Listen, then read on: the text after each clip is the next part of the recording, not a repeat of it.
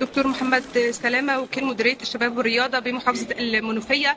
احنا النهارده في الملتقى الأول لمنسقي شركات الخدمات الرياضية. يعني حضرتك يا ريت تكلمنا أكتر عن أهمية الملتقى.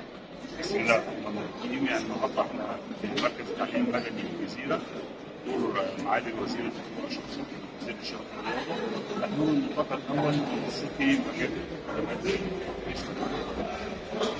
طبعا قانون الرياضة 11 يوم من سنة 2017 اللي فتح المجال للاستثمار والمجال الرياضي واتاح الترخيص لشركات الخدمات الرياضية متمثلة في شركات النسل. طبعا معالي الوزير وجه في التعديلات الأخيرة لقانون الرياضة إنه يفتح المجال للشركات سواء أنواعها أفراد أو مساهمة أو ذات مسؤولية محدودة أنواعها مختلفة للمشاركة في المكاتب في إصدار الترخيص. مجالات التراخيص كتيرة وعندنا في محافظة المنوفية يمكن عاملين مصر للشركات والكيانات اللي هي مش مرخصة ومش واخدة شهادات مزاولة خدمات رياضية في وزارة الشباب والرياضة. يمكن تعدى الرقم حوالي 300 أو 400 تحديدا 362 كيان غير مرخص.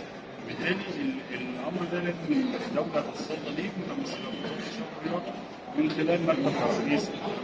النهارده احنا موجودين في المنطقه عشان ننسق جهود المديريات مع مكتب ترخيص عشان نطلع افضل نتائج ممكنه وهي نحسن المستثمرين والشركات دي على ترخيص تكون استطاعه توصل للقانون الرياضي بحيث يقدر يشارك في الانشطه ويقدر يدعم الاقتصاد المصري من خلال ان هو يكون شركه مرخصه لها قرار دولة مهنة أو رخصة دولة مهنة مقننة وفقا للمعايير اللي وضعها وزارة الشباب. أشكر حضرتك.